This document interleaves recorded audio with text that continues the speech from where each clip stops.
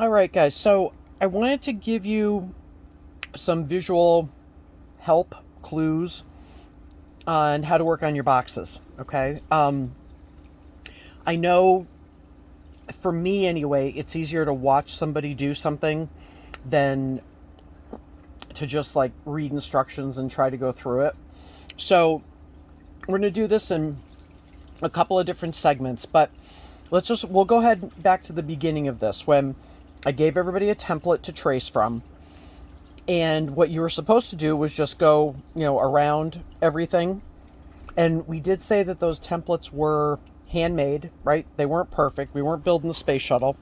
So what I asked everybody to do was to get a longer ruler and go back and neaten up your boxes, okay?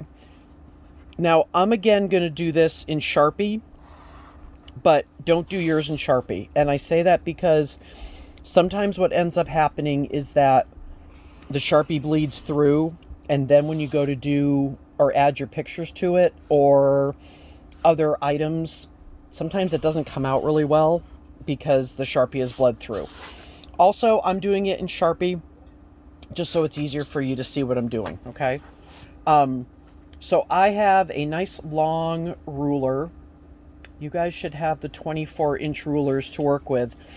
And what I did first was I went down, I'll call it the long sides. And now I'm going to go across and do all the perpendiculars. Remember that we said that the information on here is going to be whether we fold, whether we cut. So right now I'm just doing solid lines because that's kind of the exterior. But now when I get to this point here, I've got two different instructions going on. From the top of my box all the way down to this edge, solid line.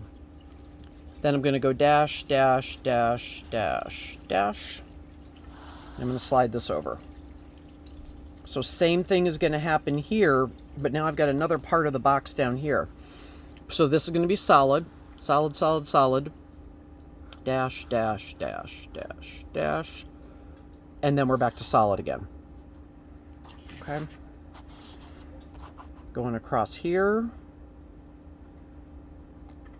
And my tabs are going to look a little bit different than yours. Just because I didn't have any of the cool templates when I was making this, so I had to come up with one. All right, I'm solid there. And then down here at the end, dash, dash, dash, dash, dash, dash, dash. And here's the edge of my tab, which can be a solid. Okay. So the other thing that I went ahead and did, so now I'm just going to take a look, see what did I miss. And I'm also going to grab a little bit of a smaller ruler here.